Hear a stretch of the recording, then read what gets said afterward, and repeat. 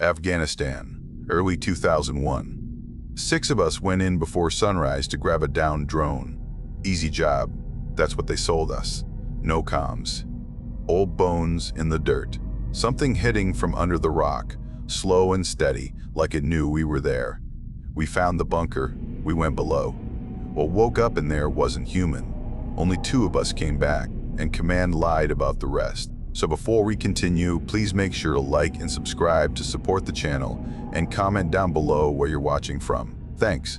You hear a lot of garbage stories from guys who never went past the wire. This isn't one of those. This was Shahi Kot, Afghanistan, early 2001. Still cold at night, still hot in the day. We went in before sunrise. 6 of us, small recon team. No extra bodies. Bird dropped us on a flat piece of nothing that barely counted as ground. Just rocks and dried goat shit and old shell casings. The pilots didn't even flare hard. They came in low from the west so their heat plume wouldn't light up half the valley and kick up some local pointing at the sky for money. They hovered long enough for us to hop, and then they were gone. Nose down, banking out, hugging the folds of the terrain. The bird sounded wrong in that cold. Like it was muffled. You only hear that sound in the dark when you're getting left somewhere bad. When the rotor wash cleared, it got real quiet. No village dogs.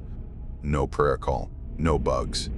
Just wind sliding down the rock like a slow leak.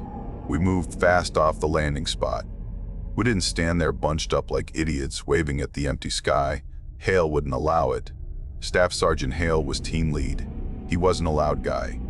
Never needed to be. Skinny, dry face, hard eyes. Always looked like he hadn't slept in 2 days. He didn't do motivation talks or jokes. He just looked at you and you moved. He had that kind of gravity. We dropped into a dry creek bed and started our walk. Heads low. Gear tight. No chatter. The creek bed wasn't even really a creek. More like a scar cut into the slope from snow melt years back. But it kept us from walking skyline.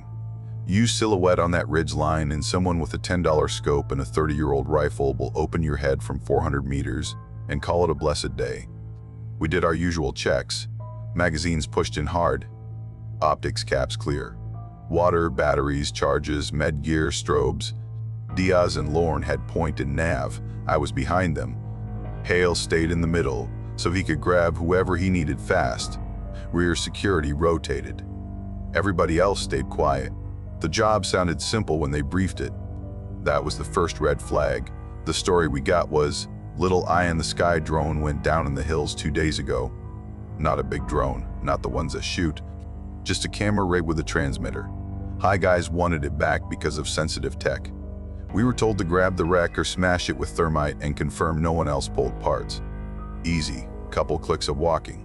Be back on the bird that night. Home in time for warm tray food. That's how they do it.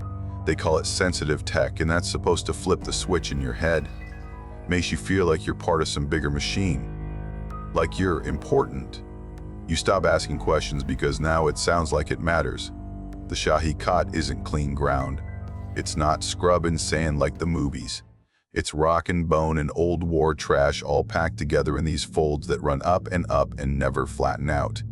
The air up there is thin and bites your nose and gums till you taste blood. Your legs feel heavy even before you're tired. You look down and you're walking through other people's fights. We started passing old metal before the sun was even up good. Soviet relics mostly. Burned out armor sitting sideways in dry draws. Rusted hulls with road wheels half buried. The big stuff looked melted in spots, not just blown. I remember thinking that, like it hadn't just popped from a hit, like it sat in fire long enough to sag. Boots too. Lots of boots. Some with feet still in them. Laces rotted, leather cracked white, bones everywhere. Goat bones, human bones. Sometimes hard to tell which was which because some of the human stuff had green canvas still stuck to it, and some of the goat stuff had old web belts looped through it like somebody had dressed the carcass in gear after. The ribs all looked the same when they'd been in the sun that long. Pale and dry and flaking. Diaz said, "Place feels haunted," under his breath. Hale cut him a look and tapped 2 fingers down. Shut it. We moved. Diaz was our radio guy. Smart mouth. From Texas. Kid had a permanent sunburn and laughed at stuff that wasn't funny just because he thought silence made people crazy. Hale always kept him on a short leash, but Hale liked him in his way. You could tell. We walked maybe an hour with no comms check. Hale finally gave Diaz the nod. Diaz pulled the antenna wire and tried to raise higher. Just a simple call for time hack and confirmation of tasking. He should have gotten something right away. We weren't in a cave yet. We were still outside, line of sight to half the sky. What came back didn't sound right. The radio had this dragging echo in it. We'd hear Hale's call sign, our call sign, then half a beat later we'd hear it again, like somebody sitting in a stairwell was repeating it back through a metal pipe. Then static, like ripping tinfoil. Then nothing. No actual answer. No time hack. No Roger continue. Diaz frowned and did it again. Same thing. He looked at Hale. Hale didn't like that. You could see it in his jaw. He kept looking up at the sky in these short snaps. Not the way guys do when they're waiting on air to come pick them up. Different. More like he was thinking through lines of sight. Angles. Where a bird could actually squeeze into this terrain if it had to do an emergency pull. He was already planning exfil, and we'd barely been on the ground. We pushed farther east, deeper into the slope systems, where everything folds back on itself, and you can't see more than 50 meters clean in any direction because of all the broken rock. The sun came up high and hit the valley with that flat, white Afghan glare that cooks your neck and gives you a headache you feel in your teeth. By last light, we made a hide. Nothing fancy. We didn't pop a tent or dig in. You don't do that unless you're planning to sit longer than one night. We weren't. Or we thought we weren't. We found a rock choke. Natural funnel with good overhead cover. Windbreak from two sides. Good field of view down the draw. We tucked in between boulders. No fire. No stoves. You eat cold if you eat at all. You sit on your pack to keep your nuts off the frozen ground. You pull your jacket up over your chin and you try to hold still. The cold out there isn't like winter back home. It's dry cold. It crawls through the seams in your gloves and takes your knuckles first. Numbs the tips of your ears. Makes your nose run clear like water. Then it settles down in your bones and waits. You stop noticing it until you try to move fast, and then your joints feel like glass. We ran 1 hour watch rotations. Hale said it. He always sets the schedule himself. He doesn't let anyone else do that. Says if it goes bad, it's on him, not on some butter bar in a tent. So we cycled. 1 up, 5 down. Rotate. Nobody sleeps good, but you get something. You close your eyes and count your breaths, and try not to think about home because that's when you start to miss it, and missing home gets you killed. Hale didn't sleep. He sat against a rock with his little green notebook, the same one he always had in his shoulder pocket. He wrote down sounds. I could see him doing it when it was my turn to wake. He'd tilt his head like a dog and just listen, then jot something. Wind, pebbles shifting. Somewhere off in the dark, a low-pressure thump every so often, deep in the ground. Not Artie, not air, not air. We all know that sound. We've all felt a 2,000-pound drop. This wasn't that. This was heavier and slower, and it didn't echo right.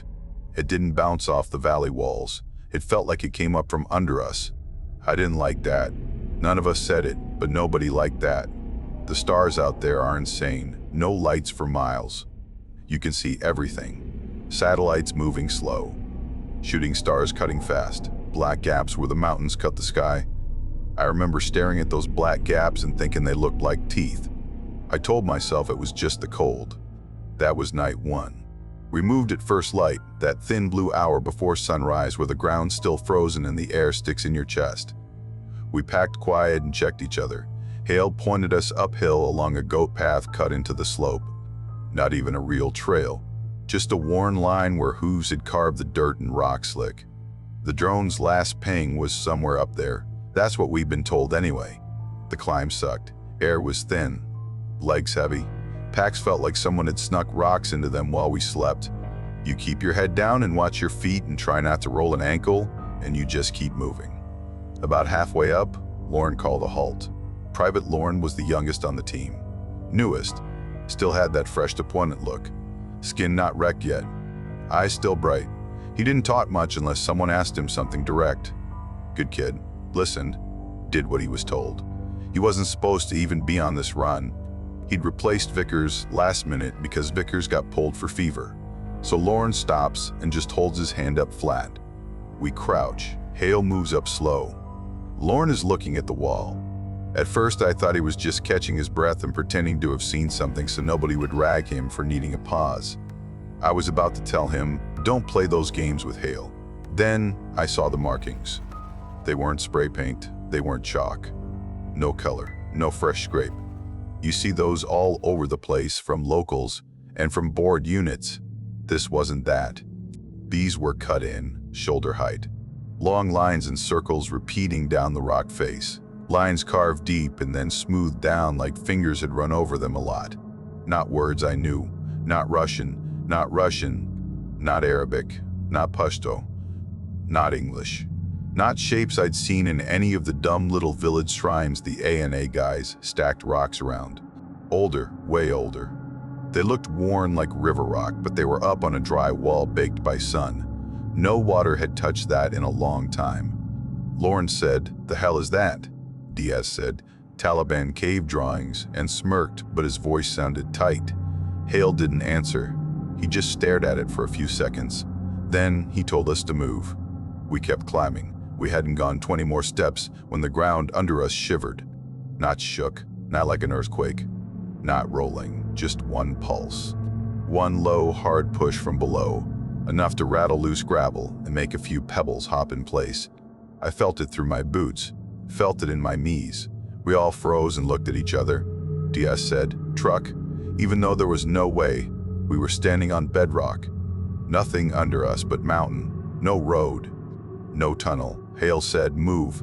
We found the first piece of the drone maybe an hour later. Little valley cut, shallow wash that hadn't seen water in months. Sun was up thick by then, and the air had that dead still weight that means it's gonna bake later. The piece wasn't much, just the optics pod, size of a football. Smashed on one side, lens cracked, wires ripped out. The housing was bent outward at one point, not inward. I remember that. Like something squeezed it and it popped. Diaz crouched by it and swore under his breath. "Something hit this, Sarge. This ain't just crash damage." Hale didn't answer.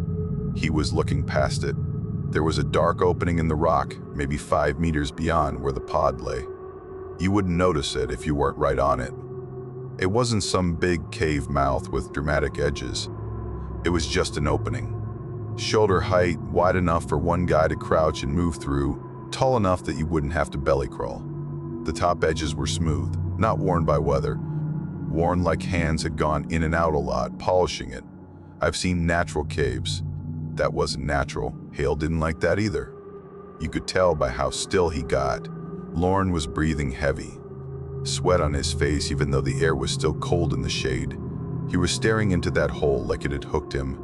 Diaz tapped his compass. "That's cute," he muttered. The needle was just drifting in circles, slow. Not snapping, not jittering. Just casual spinning like it was in a blender. He lifted it. Same thing.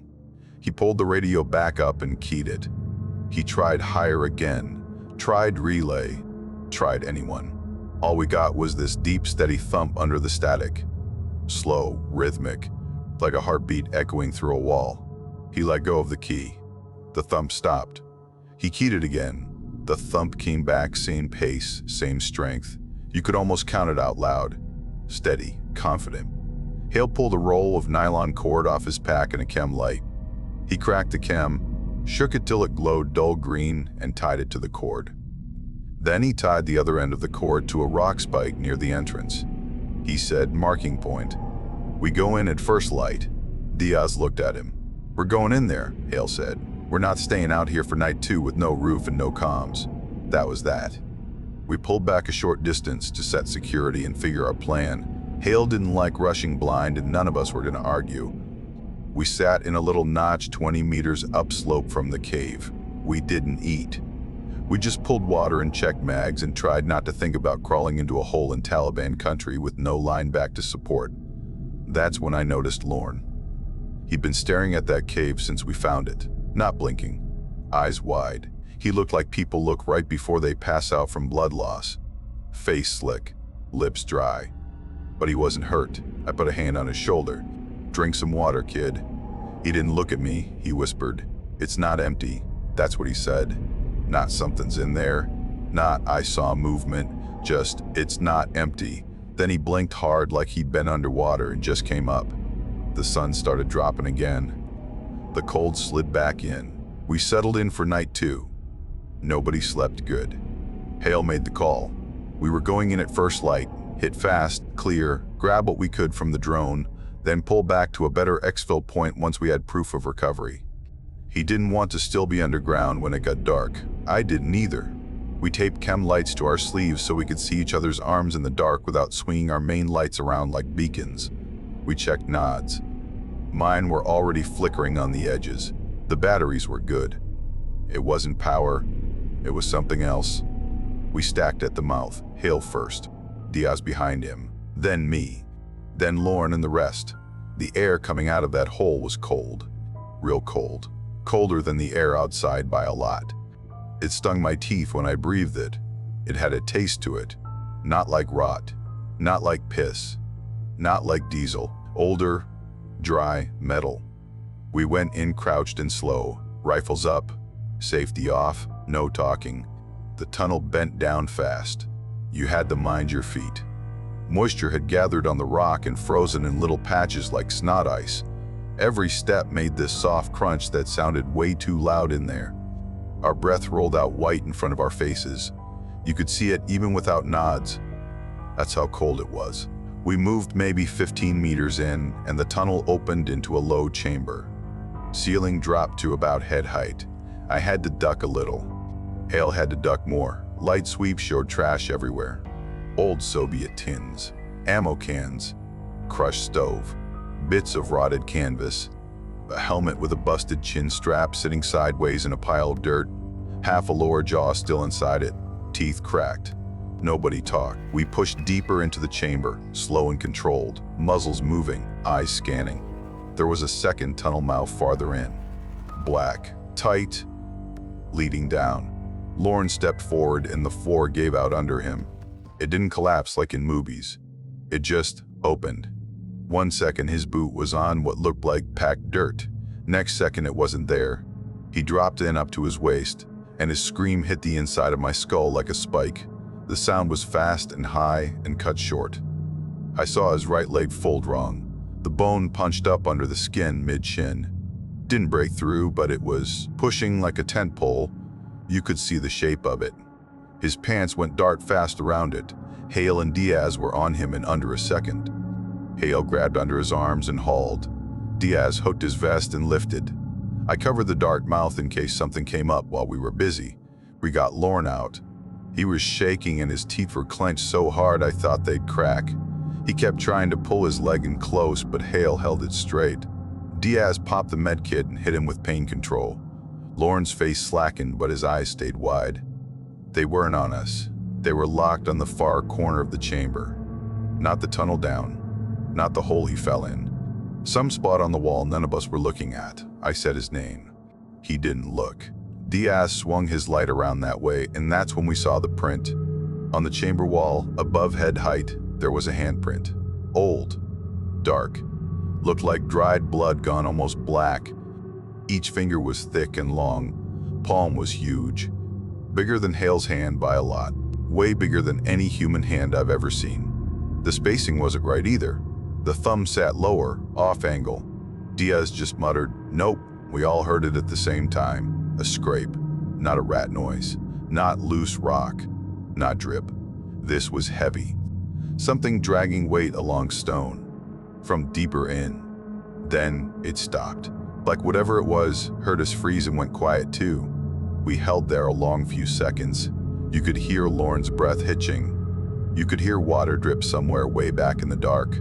You could hear your own heart. Hale leaned in close to my ear, whispered, "We're pulling out. Slow, watch rear." We started backing toward the entrance, one step at a time. No sudden moves. Hale and Diaz half carrying Lorne, everybody else covering sectors. We got out of the chamber, back up the first bend. The cold air hit my face again, and I realized I'd been sweating hard. My shirt under my kit was soaked and the air made it sting. When daylight finally showed ahead of us, my shoulders came down for the first time since we walked in. Then Hale stopped.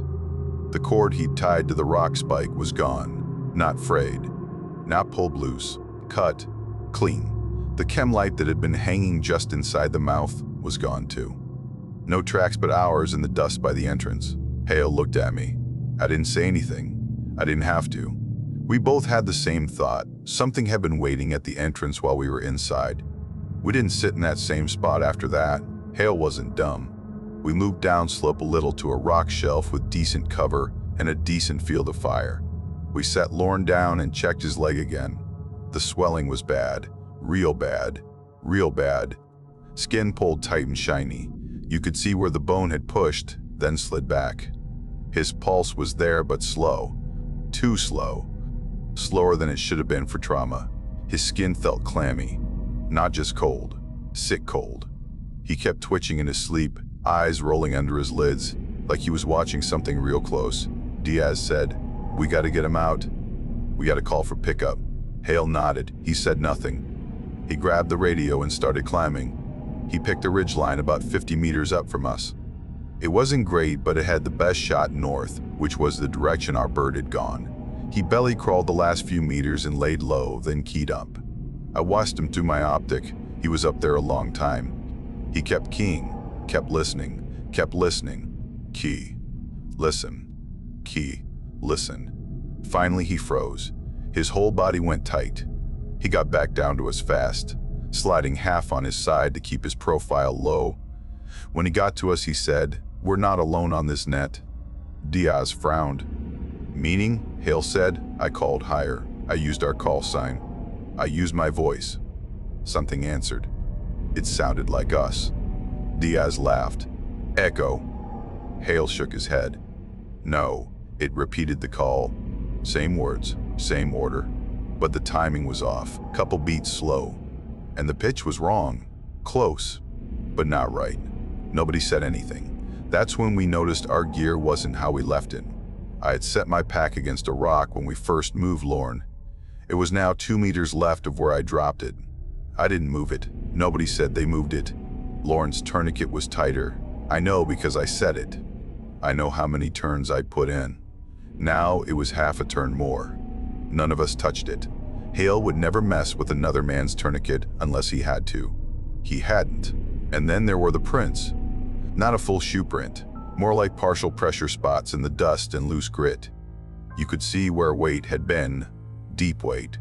Deeper than Hale, who was the heaviest of us by maybe 20 pounds. The stride between them was long, too long. Longer than any of us could step without jogging. Diaz swallowed. Could be locals. Hale looked at him. You ever see a local retighten a tourniquet and not cut your throat after? Diaz didn't answer. Lorne started mumbling. His eyelids fluttered like he was dreaming. His mouth was dry and cracked white. He kept whispering, "It's awake. It's awake. It's awake," over and over. I put water to his lips. He didn't swallow. Diaz said, "Something was moving behind us while you were up top." Hale looked at him. "Sign." Diaz nodded. Soft steps. Pacing, not running. Kept circling those rocks back there. He pointed behind us, never showed itself. Just stayed out of line of sight, like it knew where our blind spot was. Hale stared upslope a few seconds. You could see him calculating. You could almost see the map in his head. He said, "We're moving. We're not staying in open ground again. There's an old Soviet bunker up the draw. Poured concrete. I saw it when I climbed. We'll get inside. Get walls around us. Get a roof." Nobody argued. We rigged a field stretcher for Lorne using straps and a poncho. We lifted. It sucked. Whole body suck. My shoulders went hot right away. The shale under our boots shifted every step. The air was thin and burned going in. Every breath sounded loud. We pushed upslope slow, careful, watching the rocks, watching the high ground, waiting to take fire from some asshole with a scope. That never happened. I almost wished it would. That would have been normal. About halfway there, we all smelled it. It rolled down the slope like heat from a grill, thick and chemical and sweet rotten. Like burned brake fluid and meat left in the sun, It hit the back of my throat and I gagged. Diaz spit on the ground and wiped his mouth with his sleeve. The smell wasn't coming from ahead. It was coming from behind us, drifting on the slight downhill wind, following. We didn't talk about it. We just kept moving faster. The bunker sat in the rock like a busted tooth. Soviet for sure. Port walls. Rebar showing. Half caved in from something years ago. It had that gray, dead look all their old positions have. You could see where someone had tried to hit it with heavy stuff at some point. The top layer was peeled and cracked. We hauled Lauren through the main entrance. The inside was almost all shadow. Our lights bounced off gray concrete and torn rubber sheeting on the floor. Sand crunched under our knees and elbows when we took a knee. The walls inside had gouges in them, deep. Not little chips, not bullet spall. Long, curved gouges clawed into the concrete from the inside. I ran my glove over one. My glove snagged on rough edges where the concrete had been torn, not crumbled. Nobody said anything. We set security. We caught our breath. Hale started clearing rooms. The bunker was bigger than it looked from outside. Soviet, like I said. They'd cut it into the rock, not just poured on top of it. Narrow halls. Sharp corners. Choke points meant to kill anyone who tried to rush in. Every sound bounced weird. Our boots sounded like they were walking in water even though the ground was dry. Our breath sounded too close. Diaz said, "I hate this," under his breath. I agreed. We cleared left first. Small room with old bunks rusted to nothing. Blankets mummified on the frames. No movement, no heat. Just stale air. Then right, little storage nook, rotted crates. Ammo cans. Most of them popped already. Empty. Then Hale found the hatch. It was under a torn rubber mat in the main corridor. You wouldn't have seen it unless you were looking for raised edges. He peeled the mat back, and there it was. Square steel hatch set into the concrete floor. Hinges thick, handle thick. Somebody had welded scrap metal across the seams. I'm talking real weld. Beads burned in full. Flat bar stock laid over and tacked in place all around. And on top of that, old bolts. Like they couldn't trust the weld, so they bolted it anyway. Whoever did it hadn't just closed it, they'd sealed it.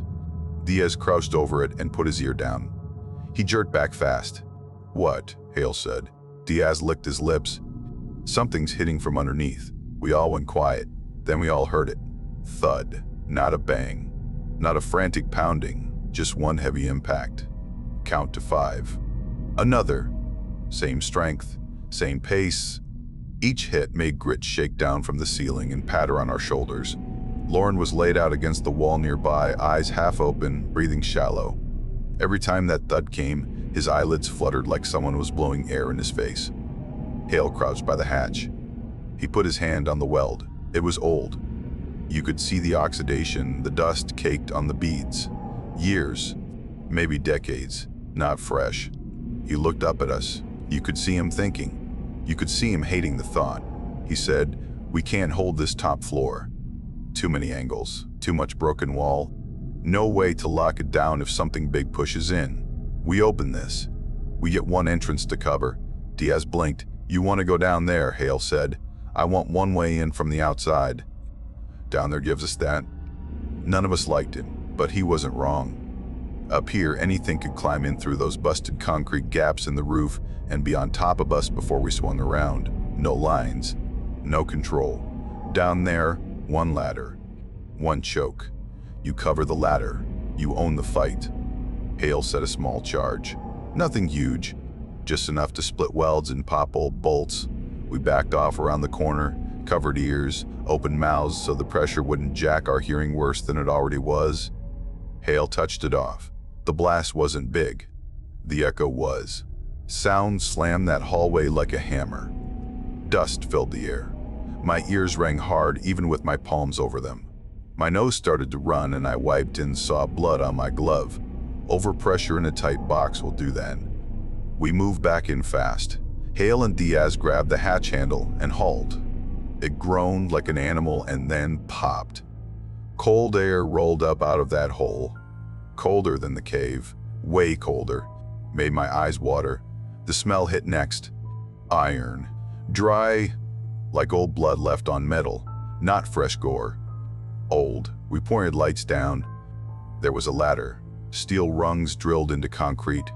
It dropped maybe 15 feet into a lower room. Hale went first. Of course he did. Diaz went second. I went third.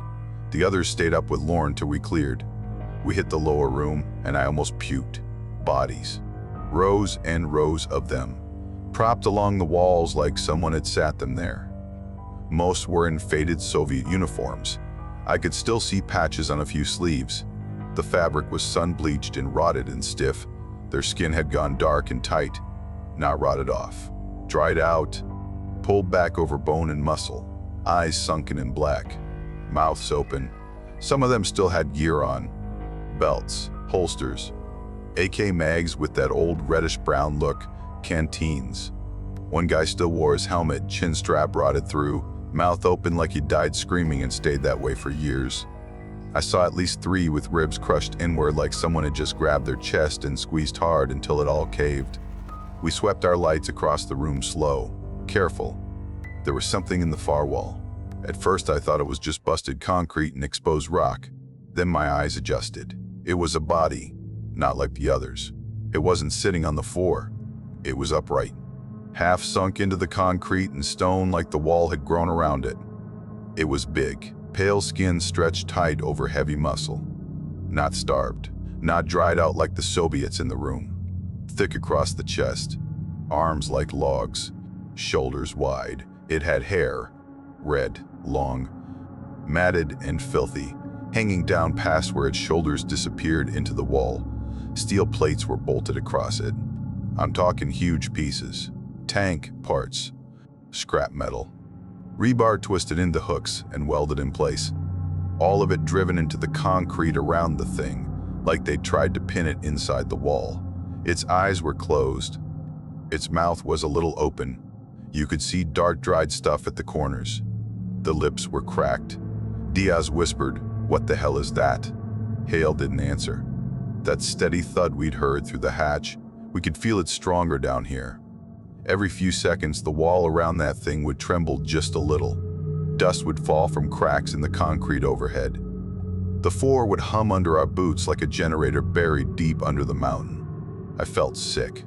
I wanted to go back up the ladder and pull that hatch closed and weld it shut again and never talk about any of this. I think we all felt that. But Hale stepped forward instead. He always did that. He'd rather stand in the door than ask you to. Hale moved closer to the thing in the wall with his light up, slow, careful, muzzle tracking on it the whole time. We followed him in a half circle, staying spread, rifles up, fingers on triggers. You could hear every breath in that room. You could hear our heartbeats in our own ears. The plates they'd used to pin it weren't factory cuts. You could see where they'd been torched off something big fast, rough edges, sloppy welds. Whoever did it wasn't doing neat work. This was panic work. This was get it held, get it held, get it held work. The thing's skin was pale, not white. Pale, almost like there wasn't enough blood under it. You could see veins under the surface, thick and dark. Hale leaned in just enough to get his light across its face. That's when its chest moved. One slow rise, real slow. Like someone taking a long, steady inhale after being underwater too long. We all froze. Dust fell off its hair and shoulders when it breathed. I saw flakes drift down in the beam of Hale's light. Its eyes opened. They weren't cloudy like dead eyes. They weren't blind. They tracked. That was the worst part. They tracked. It didn't blink slow and confused like an animal that's been asleep. It locked on Hale's face like it knew exactly what a person was and exactly how to kill one. I didn't think. None of us did. Hale fired first. Burst straight into its upper chest. Controlled. Center mass. You could see impacts. You could see dart fluid spray. You could hear the hit slap meat and crack something underneath. The sound in that room was so loud it felt like getting punched in the ears. The thing jerked with each shot. It didn't fall. It opened its mouth. It didn't scream. It didn't roar. All that came out was this deep, wet exhale that smelled like iron and old rot. The smell hit me harder than the gunfire. My stomach turned. Lauren shot awake upstairs. We heard him yell. just one sound, high and panicked, like someone stuck a knife in him. Diaz didn't wait. He yanked a grenade, popped it, cooked half a second, and chucked it toward the far wall, not at the thing. Past it. He was trying to collapse the back of the room, block its movement. Smart. The grenade went off and everything moved at once. The ceiling above us cracked. Not in a little way, in a whole structure way. You could feel it. The floor jumped under our boots. Dust filled the air so fast you couldn't see. My ears just cut out. All I heard was a high ring. The room went from cold to pressure choked. I felt the air slam into me like someone had hit me in the chest with a shield. The grinding started then. I can't explain that sound right. It wasn't rockfall. I've heard caves collapse. I've heard walls drop. This wasn't a bunch of random pieces giving way. This sounded like the mountain itself shifted in one block. Like something big was crawling through tight earth and the whole place was moving to make room for it. The ladder behind us shook. Hale didn't wait to see if the thing in the wall was loose yet. He grabbed my plate carrier and shoved. Up, up, up, up. We moved. No formation, no finesse, just pure get out. Diaz was coughing hard and blinking through dust. His nose was bleeding. I couldn't hear anything except that ring and the grinding under it. I hit the ladder and went up so fast I almost missed a rung and ate metal with my teeth. Diaz came up under me. Hale last, backing up the ladder, rifle aimed down into the dust. We hauled ourselves into the top room and dragged the hatch closed behind us. Hale threw his whole weight onto it like a man trying to hold a door shut against a tiger. We waited. We listened. We listened. Under the ring in my ears, I started to hear again. Slow. Heavy. Not frantic. Something was moving down there. You could hear it. You could feel each step through the hatch. Metal on concrete. Weight. Controlled. Patient. Coming toward the ladder. Lauren was on his back against the wall where we'd left him. His eyes were wide open now. Too wide. Whites showing all around. His breathing was shallow and fast, like a rabbit in a snare. He looked at me, but I don't think he saw me. I don't think he saw any of us. His lips were moving. He wasn't making sound. Diaz whispered, voice shaking hard now. We need to leave. We can't hold this. Hale nodded. No argument this time. We lifted Lauren again, hands shaking, legs burning. We moved. Behind us, down below, something dragged itself up onto the ladder. We heard the rungs start to creak. We got outside right at last light. Sky going orange, then gray, then that dead blue you only see right before it goes black. Air dropped cold fast. You could see your breath right away. The ridge didn't look like the same place we walked into. The ground had shifted. I swear it. The slope had this sag to it now, like the whole face of the mountain was settling. You could see cracks spider out from the bunker roof and run downslope like veins. Every few seconds, dust would puff up from those cracks like the ground itself was breathing.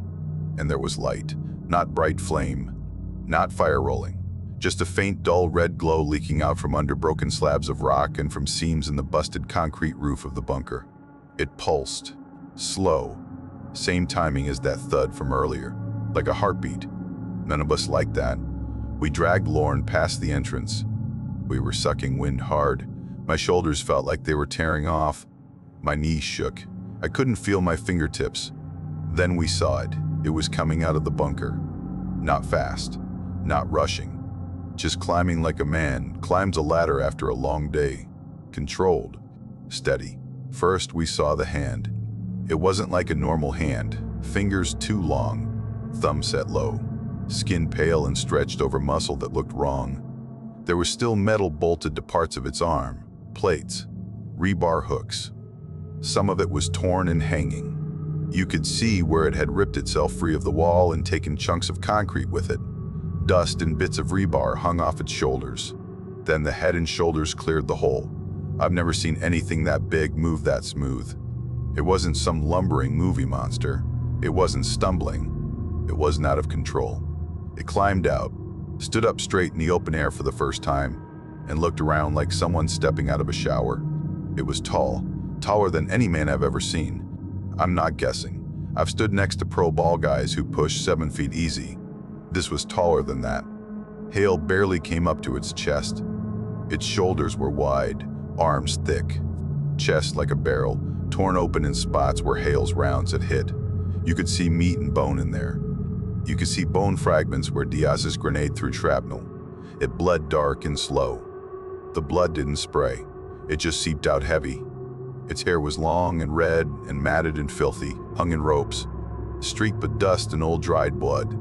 It swung when it moved. And its eyes.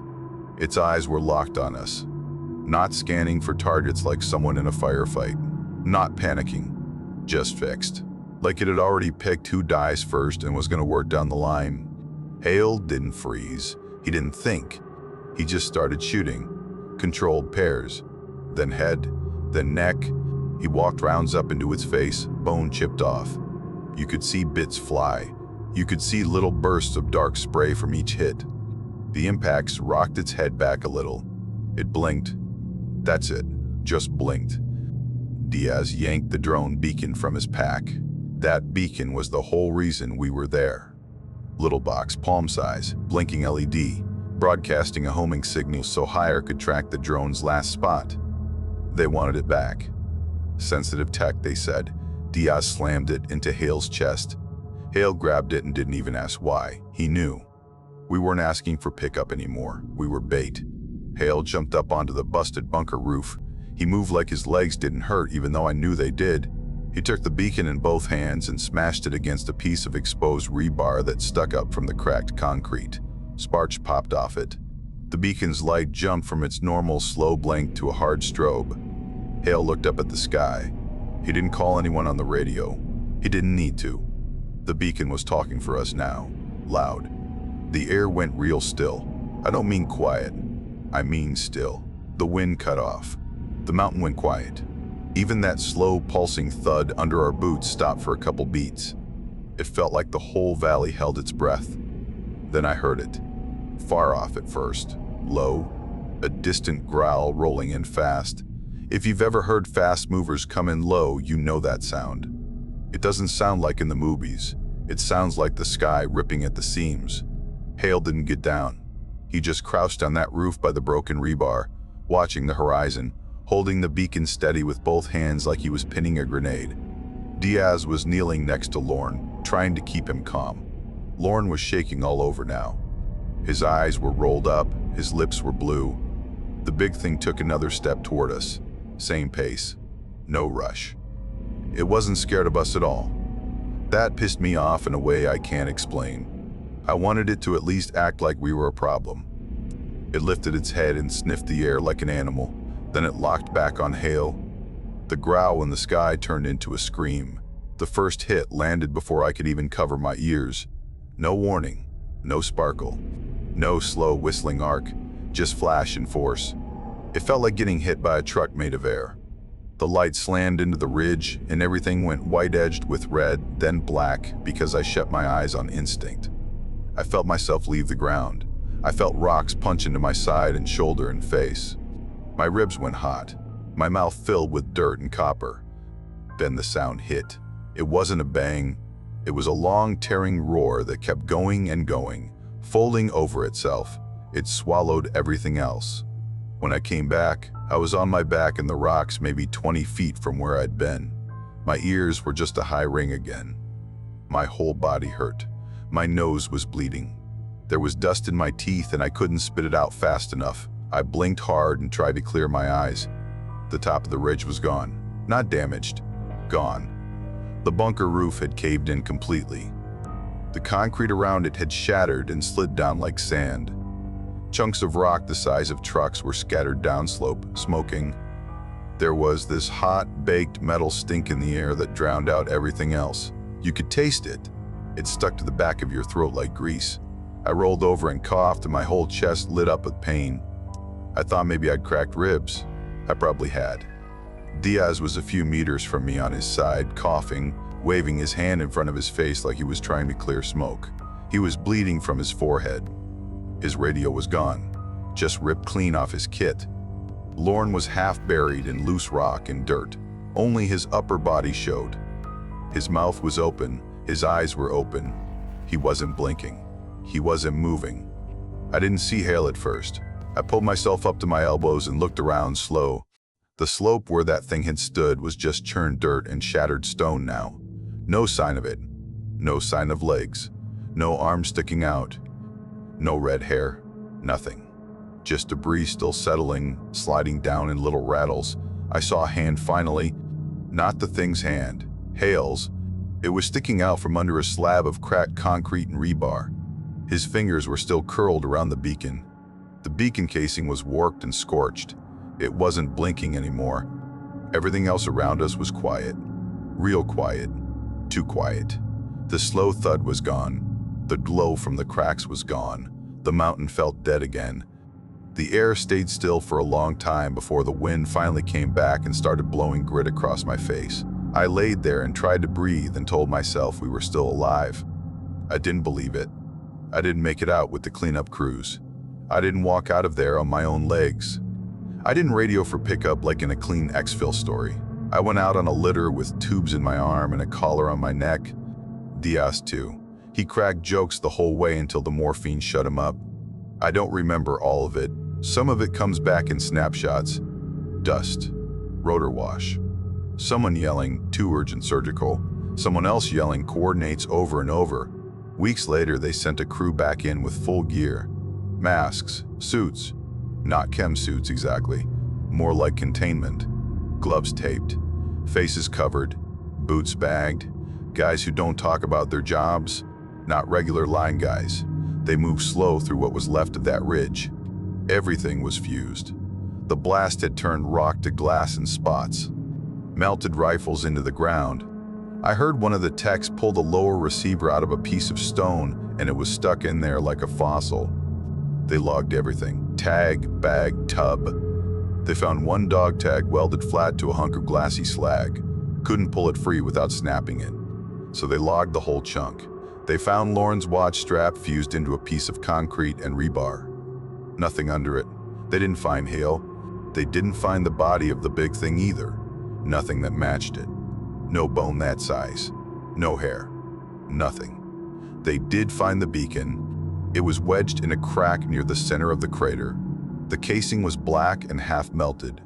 The antenna was gone, but the core was still live, still pulsing. They pulled it and brought it back to base and set it in an evidence cage in a metal locker. I watched them do it. I wasn't supposed to be there. I was supposed to be on a bird headed to Germany for more scans. I signed myself out of medical and limped down to see because I needed to see. The beacon shouldn't have been working. No battery hooked up.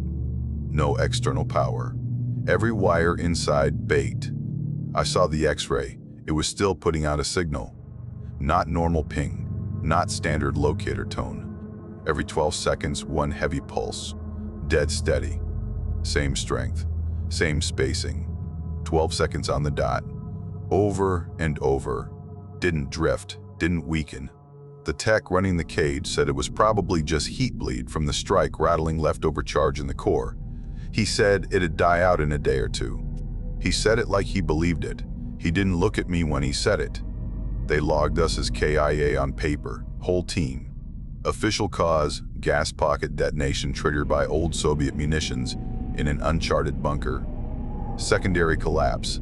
No enemy contact reported. No recoverable remains. That's what command got. That's what families got. They called Hale a hero for shielding his men during the collapse. I guess that's one way to say he held that beacon up long enough to call in steel on his own position and kill whatever was climbing out of that hole. They took the beacon and stuck it in a locked cage in a back corner of the base. Concrete floor, cinder block walls. No windows. Just a rolling metal door and a single bare bulb overhead. Every 12 seconds, dust on the floor jumped in a perfect little ring under that metal case. Like something hit the concrete from underneath. Same rhythm, same pulse. Same strength, over and over. After a week, the techs moved the cage to a different building. After 2 weeks, the story stopped getting told in daylight. After a year, Shahi Kot got called secure. They say nothing lives up there now, so that's the end of our video. If you made it this far, make sure to hit like and subscribe. It really helps the channel and it's free. And if you want more terrifying encounters like this one, check out the other videos on screen right now. Thanks for watching and stay safe out there. See you soon.